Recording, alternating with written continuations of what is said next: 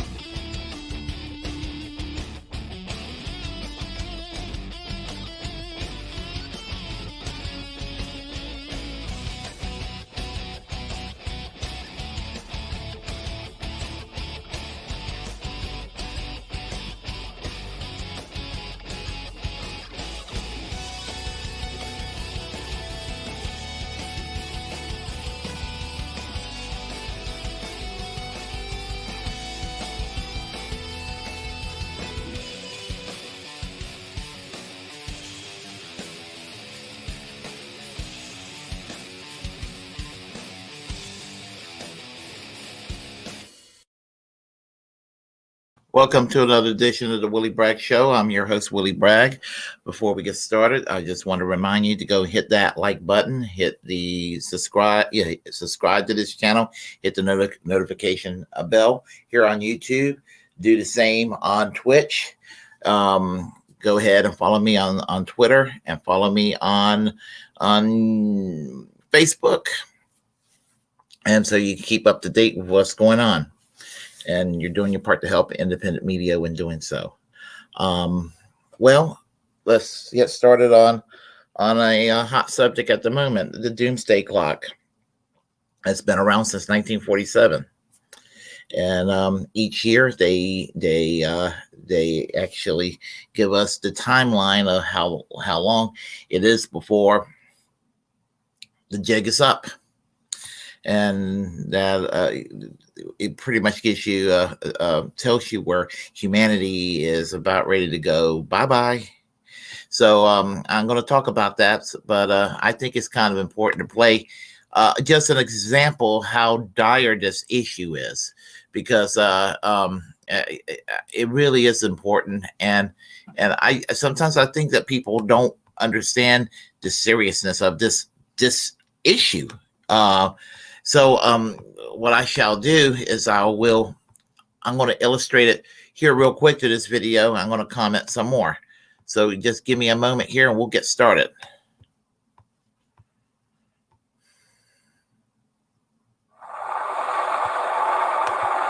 Smoke is the key ingredient in understanding the after effects of the first nuclear war.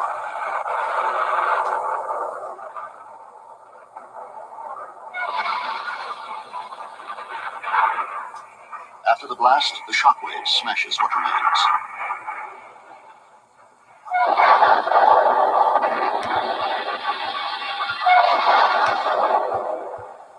Chemical factories and refineries further feed the flames.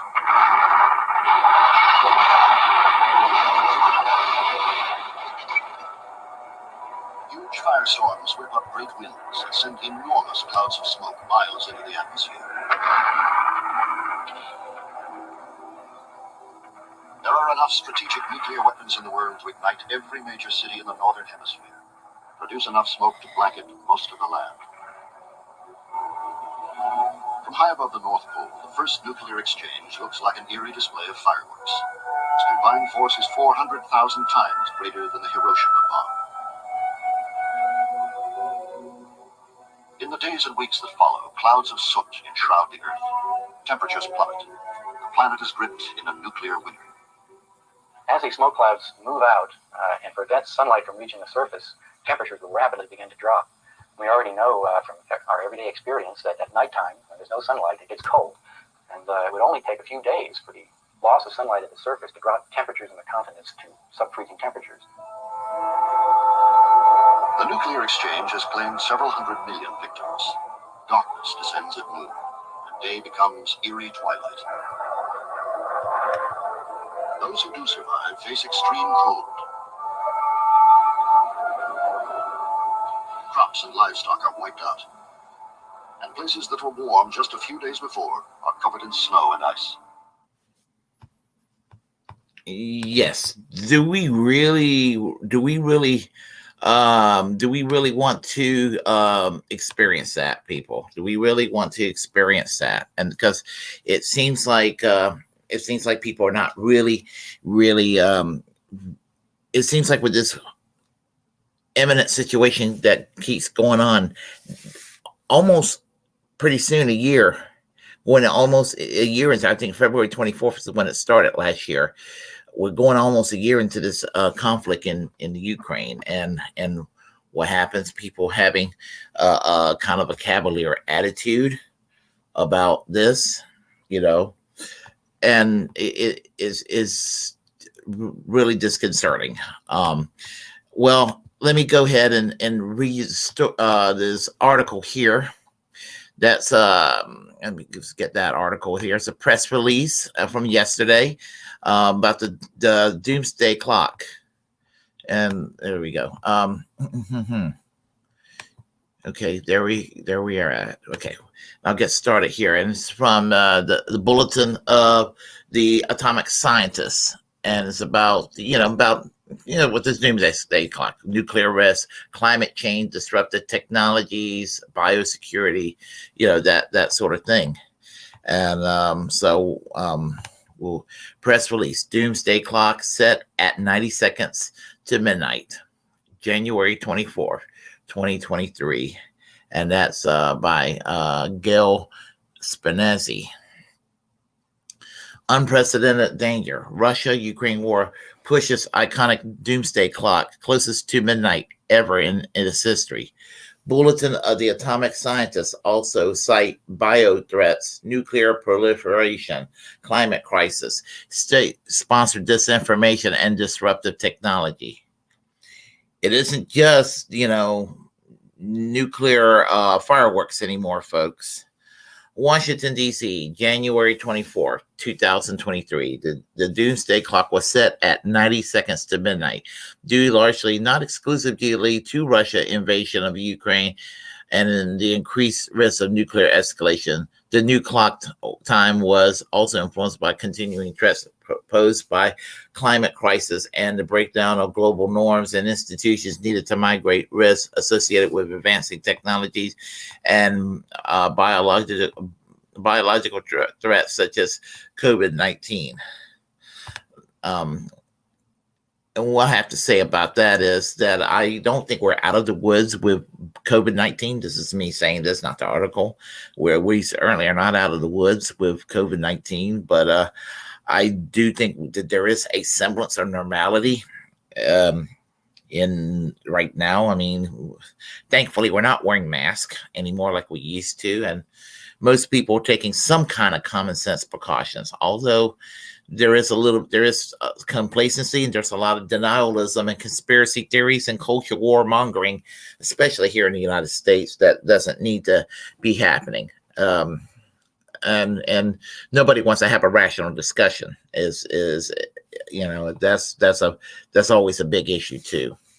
Rachel Bronson, PhD, president and CEO, Bulletin of the Atomic Scientists, said, "We're living in a time of unprecedented danger.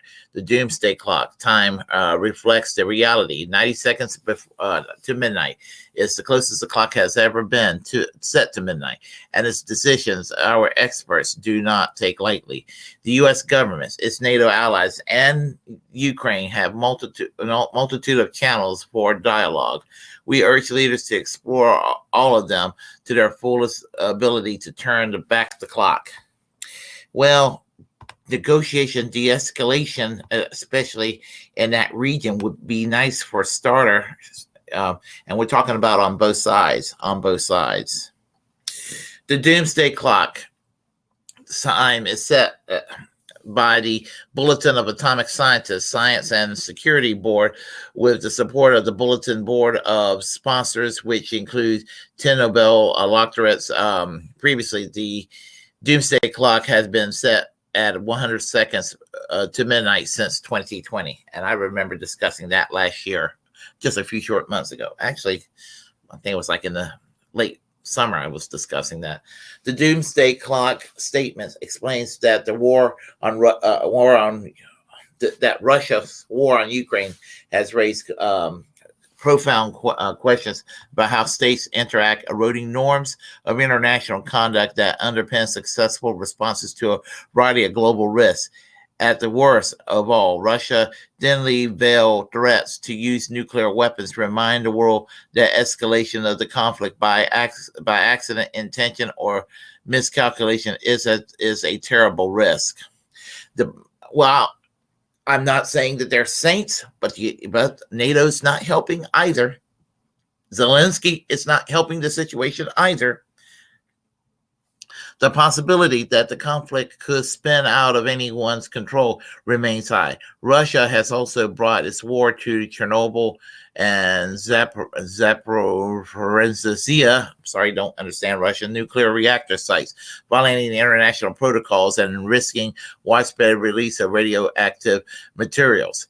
Efforts by the International Atomic Agency to secure these plants so far have been rebuffed. The statement have been translated into the Ukrainian and Russian. Let's see. Some more. Mary Robertson, chair of the elder of the former High UN Commission for Human Rights, said the Doomsday Clock is sounding an alarm for the whole of humanity. We are in the brink of a precipice, but our leaders are not acting at sufficient speed or scale to secure a peaceful and livable planet. From cutting carbon emissions to strengthening arms control treaties and investing in pandemic preparedness, we know what needs to be done. The science is clear, but the political will is lacking. This must change in 2023 if we are to avert the catastrophe. We're facing multiple existential crises. Leaders need a crisis mindset. Ben Ki-moon, deputy chair of the elders of the former Secretary General of the United Nations, says, 3 years ago, I helped unveil the Doomsday Clock when its hands were last moved. Today, we are even closer to midnight, showing how much more perilous our world's become in the wake of COVID-19 pandemic and extreme weather events and Russia's outrageous war on the Ukraine. Leaders, hold on a second. Ukraine. Sorry, I lost my place. Leaders did not heed the doomsday warning in 2020. We will all continue to pay the price in 2023, and it's vital for our sakes that they act. And there's more to this article. I can leave the link down, but you get the gist of what I'm saying here. And I mean, I'm not disputing what's being said here as overall, except with this point. There's a lot of blame to go around. It's not just Putin, it's not just Russia. I mean, is this whole idea of leaders around the world on all sides that has used use military as a first resort, and in particular with the West breaking its promise to the soon to be former Soviet Union back in 1991. The promise was made that there will be no joining of NATO of the former Eastern blocs. There will be no joining of NATO of the former Eastern Bloc. That was the promise that was made. Let me stress that again. There will be no joining of the former Eastern Bloc countries, the Warsaw Pact countries, which was the Soviet bloc's version of NATO. They are not to join NATO. That was the promise that was to be made. I have stressed that many times on this show, but I'm saying it again. Try not to sound repetitious, but one by one, each of these countries started joining, starting in the late 1990s until last year. I mean, you even got Finland and Sweden joining. My heart was broken when that happened, and I don't think that that's productive. I think that that's just asking for more trouble. And and it seems like they're looking for an excuse to say anything is a violation of Article 5 to the NATO Charter. Anything's a violation, even an accidental misfiring from Ukraine into Polish soil or another country, a bordering country soil. They'll be like, well, if Russia didn't do this, this wouldn't have happened. Article 5, invade. That seems to be the mindset. It's just kind of it's insane. It is absolutely insane to have this mindset to do this. But I don't want to make it sound all doom and gloom, because a couple of months ago on the on Live on the Fly with Live on the Fly with what's his name? Cannot think of the name. Randy Credico, I believe is his name. My mind just slipped for a moment. He had Roger Waters, and he had Scott Ritter, the former UN weapons inspector, on his show. And while there's plenty to find doom and gloom in, I think that y'all need to hear some good news about, I don't want to say reassuring news is what I like to call it. Reassuring news. It's not news you could say, well, everything is at peace, but, maybe, just maybe there are rational heads around more than we think. So what I will do is I'm going to play you the segment from that, and then I'll comment some more. Okay, let me go ahead and find that box there. Okay, here we go. So Roger Waters, you can see that show in Spain, Italy, Holland, Norway, Sweden, Denmark, Hungary, Switzerland, France, Germany, Belgium, Czech Republic, England, and Scotland coming up in May. Congratulations, Roger. That was it really was the most spectacular thing. And I've been in show business for a long time. Been watching people like Louis Armstrong and everybody else. That was the best show I have ever seen in my entire life. All right. Yeah, I saw Randy Credico at the Assange event back in October 8th. He was, he was there. So was Scott Ritter. Saw him there, and Scott Ritter will be one of the keynote speakers at Rage Against the War Machine on February 19th. I just thought I'd share that out right there. So anyway, we'll let them continue. So I'm not going to stroke you anymore. Scott Ritter, this book is really. Listen to Roger Waters' music and read this book. Read this book. It really is great. You don't have a copy of it yet, Roger, do you? Yeah, I started reading it last night. You did? All right, so then Scott, you have this event coming up on the January 15th, where you're going to be reading parts of that book, and you're going to be having a late lunch at the Samovar, Russian Samovar room on 52nd Street. That's from 4-6 on the 15th.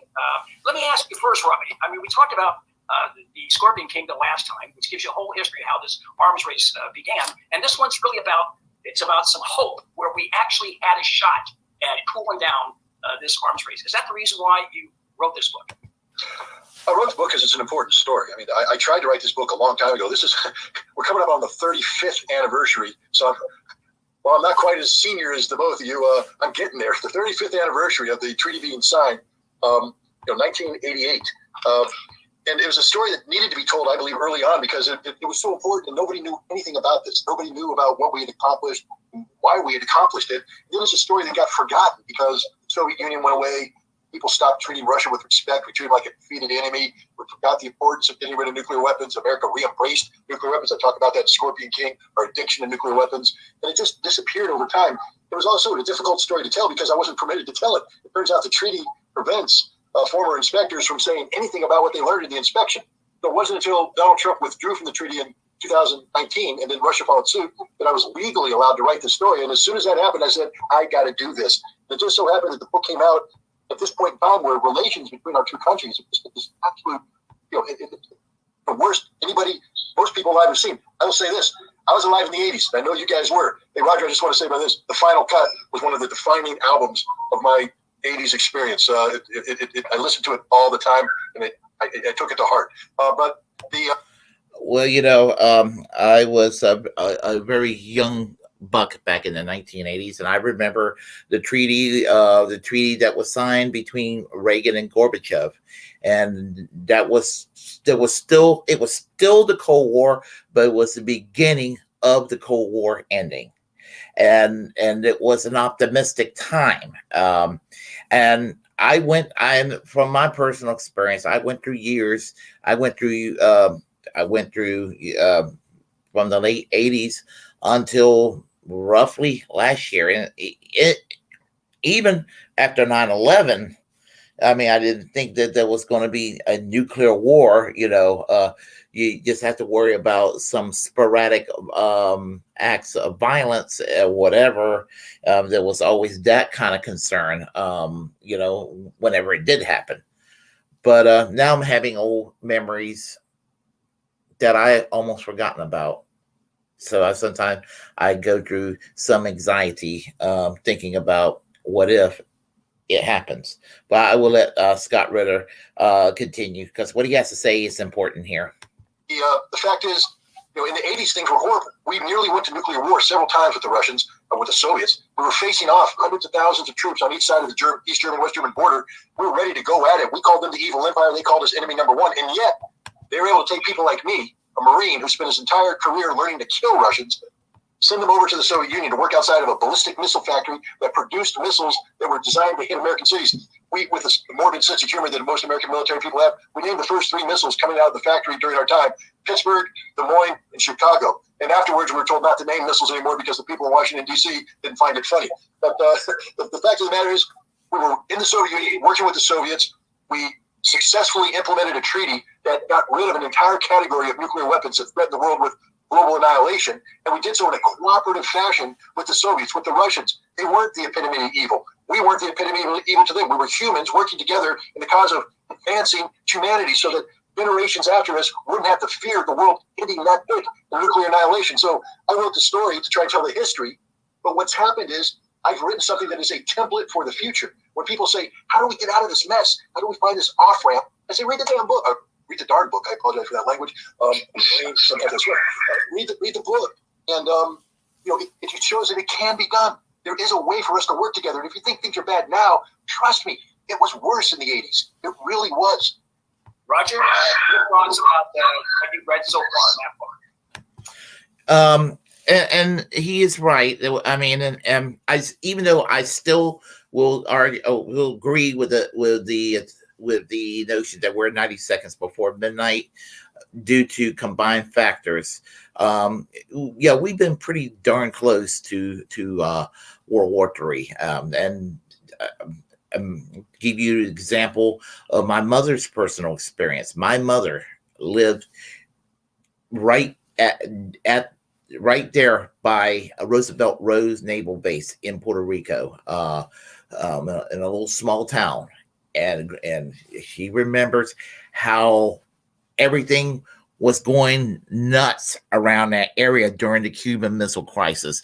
Planes roaring in and out of the runway for 24 hours a day, nonstop. It was loud out there. Everything was on high alert. And I mean, really, the world wasn't aware of the missile crisis until after the fact. But the people around knew something was up. They didn't know what was going on, but they were like, uh-oh. And some people thought this might be it, because some people thought that there could be, this is some kind of prep up, So there was a high degree of alert right there. And people were kind of, I won't say super panicking, although it would have been justified. They were very, very concerned what was going on with military vehicles up and down the road and planes roaring in and down the highway, and I mean everything just on high alert, because I mean we're talking about the Caribbean, Cuba and Puerto Rico. I'm guessing about several hundred miles away of each other. So maybe about 1,000 miles away. I'm not sure what the distance is. No more than 1,000, I don't think, but I'll have to check that. But anyhow, so there's been times and moments where it has been run very, very close. And when I was growing up, there was a lot of inflammatory rhetoric that was being used. I remember Reagan talking about the evil empire, and I was just thinking, how in my young age, what irresponsible rhetoric that is. But we'll let Scott Ritter continues. What he's got to say is more important than what I have to say.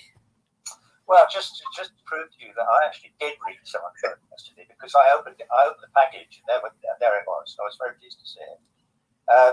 The bit that I read, which was, maybe it's only the foreword, but maybe it was chapter 1. It's him sitting outside a factory about 600 miles east of Moscow, an engineering factory where they're making, I think the S-22s was the thing. And he's the idiot Marine who they put in charge of a scanner of railway trucks, where he's supposed to be able to see whether or not they are illegally or against the terms of the treaty moving missiles that they're supposed to have stopped making out and putting them somewhere. And correct me if I'm wrong, Scott, but that's what I got from the bit that I read. So and it began with V, and it was a town, and you were going to tell me a lot more about the social implications of what happened, because people were going to lose a lot of jobs in that town, because the whole town had been geared up just to make these missiles so that they could keep the balance of power, whatever their motivations were for all of this. And so it's a fascinating beginning to the read. I also skipped to see how many pages long it was, because it's quite thick and there's quite a lot of chapters. This is going to be a challenge for me, to actually read all it, because it's very detailed, but it also seems fascinating. When I pick it up again, I'm going to skip to the last few pages and read that, and then go back and dip and pick and choose. Scott, he's got a PDF. Can you send him a book? Can you send him a book? Please give me an address and I'll send you a signed copy of the book. No problem. I got one. He sent me one, and so he always comes. I've got my copy. When we meet, all right, we'll have a drink and you can sign it then. We don't need to go send any signed copies of books. But what was I going to say? I was going to say something fascinating. The reason I was late was because I was talking to Brianna. I think she's called Love May, and she does a podcast thing, a bit like this, a TV show. Very intelligent young woman, and I had to say, "Fuck me! It's 3. I'm supposed to be talking to Randy and Scott Ritter. I've got to go," and I left. And so right in the middle of it. Right in the middle, yeah. Wow. She was brilliant. She just went. Oh, I said, "Can I come back and finish this conversation, please?" She said, "What do you mean later today?" I went, "No. When I'm finished with Randy, I shall be all bloody talked out. I won't be with Randy. No, another time. I want you to have me back on, because this has been a fascinating conversation. But interestingly enough, we were talking a lot about war, and about the conversation that one always has about what happens if there is another Hitler. Like this, because now we're being constantly told that Putin is the new Hitler and he wants to invade Europe and kill everybody and take over the world and blah blah blah blah. That's the story that's being sold us by the Secretary of State Blinken or whatever his name is, and Sullivan and the other advisors to that bloke who can't get up the stairs into an aeroplane. I forgot his name now, but anyway, it doesn't matter. It's none of my business anyway. And so what do I want to say about this? So I had to say, listen. This is my plan, and this is where Scott's book comes. This is my plan, I said to be. What we have to do is somehow we have to break out of the Overton window and the things we're allowed to discuss. We're allowed to talk about women's rights and abortion and things, but we're not allowed to talk about the fact that we're destroying the world and all of those things that are maybe even more important.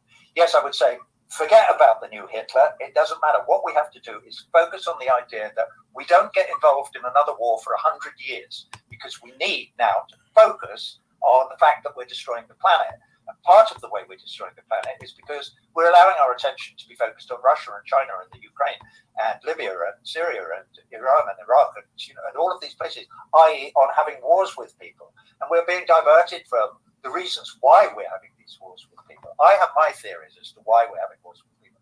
But my great aim and hope in life is that I can help us move towards a tipping point where we, the people, get to dictate to our leaders that we do not want to be involved in a war for at least 100 years, because we've got much more important shit to deal with, like Oh, and I can put down the link for that and anything. But I just decided to let y'all listen to a little T-show with a little bit of Roger Waters on the side and all that. So, but the point that was being made from Scott Ritter is that there is reason for concern, and you should be concerned, but there are other factors that you need to put in there that will tell you that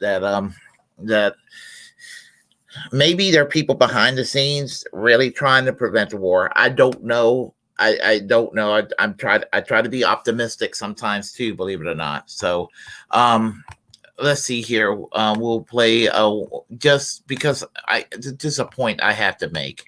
And because this is one of the burning issues of our time, and it's war. So this is from 1983. And it's from a movie that was, if I remember correctly, was made for ABC back then. And I remember when it came out. And it was called The Day After. And this movie basically was talking about the prospects of nuclear war. And I think if I remember correctly, it's about life in Kansas, as middle of the country as one can be, and how people kind of respond after the effect. So I'll let you. This is a movie trailer, so I hope I'm not going to get in trouble with anybody in regard to copyrights. I'm just trying to pass on the information here. So here we go.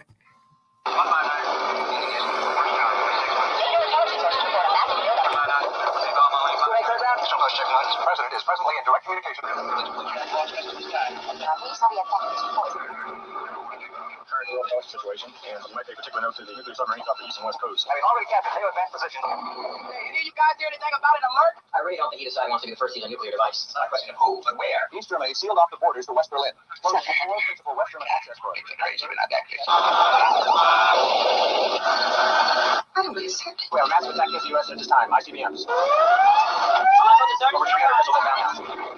If we fire first, they're going to try to hit what's left. If they fire first, we just got our missiles out of the ground this time.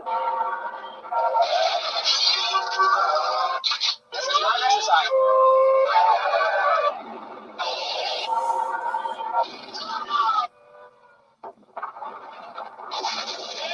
One millisecond takes you beyond imagining, beyond tomorrow, and into the day after. Yeah, that was from 1983, and I owned the DVD.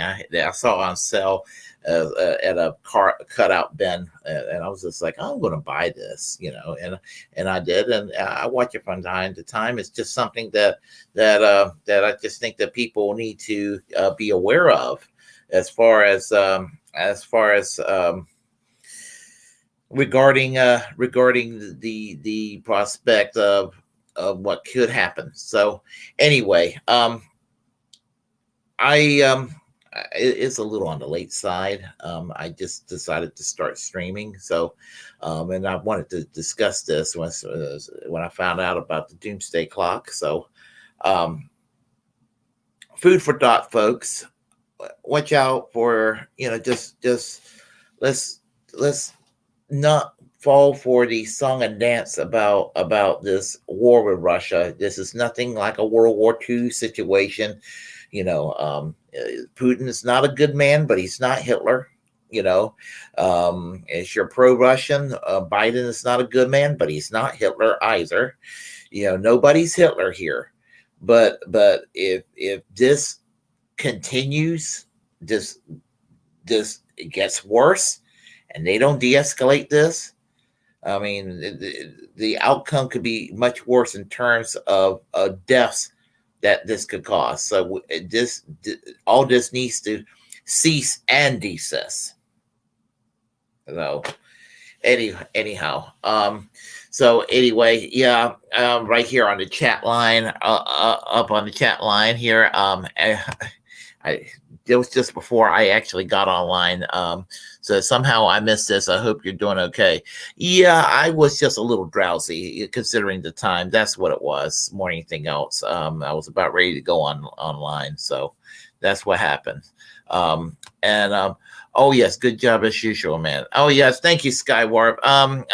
Thank you for letting me know about the video the other day.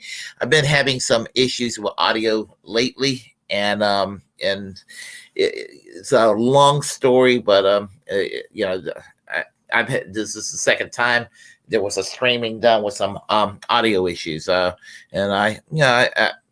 I hope that the audio issues I've been having, I'm hoping that that's just a small little glitch that just happened. So no problem, not a problem at all. So anyway, so that's what's going on, folks. And again, there is a march in Washington, a rally, anti-war rally on the 19th of February, Rage Against the War Machine, and I'll be there with my crew from KRTD Media, Kerber's News Group. We will be covering it, the event. I'll be out there assisting, and we'll go out there and as I said, it's a collaborative work between people who are putting aside their political differences, and we're concentrating on being anti-war, and we're concentrating on protection of things, our domestic civil liberties, because usually a lot of rhetoric when it comes to war, usually there's usually a governmental clampdown on civil liberties. We saw what happened as a result of 9/11 with the war on terror and the clamping down of civil liberties with the Patriot Act and and we saw what happened, even since the Patriot Act. We've seen what's happened over the years. It seems like every president has devised something new to go after people with. And with the latest culmination being Biden's disinformation governance board, which is just as Orwellian as it can be, a ministry of truth. Just the whole idea of something like that, what a monstrosity it is. I mean, something that just basically makes the First Amendment null and void. And I will hope that in spite of how kooky our courts is, I would hope that they will obviously see that as a violation of the First Amendment, something like a disinformation governance board. And hopefully if this ever came to court, not only would they see that as a violation, but they'll see a whole lot of other things that are a violation of our free speech rights. Because if you don't have free speech, you don't have political dialogue, and you don't have political dialogue, you can't get your ideas across. Because they want to silence some of us. They really do. Some of them are, most of them, they're a little coy and aloof about it, but some of them are outright loud about it too. So just depending on who they are. So if you like what you heard, press like and comment. If you disagree with what I have to say, that's okay. You can comment anyway. We'll have a conversation. Feel free to share the content on this channel. As a First Amendment absolutist, it's my duty to inform you to create your own platform and utilize it, because we're the muckrakers of our time. And of course, remember to always reject corporate media to get a second opinion, get 22 opinions if you need to. And always, just hit the subscribe button, hit the notification bell. Just go ahead and do that, and follow me on Twitter, follow me on Twitch, and all. And until next time, folks, I'm Willie Bragg, and I will see you all later. Y'all take care. I am about ready to sign off now and get a little bit of sleep. So take care.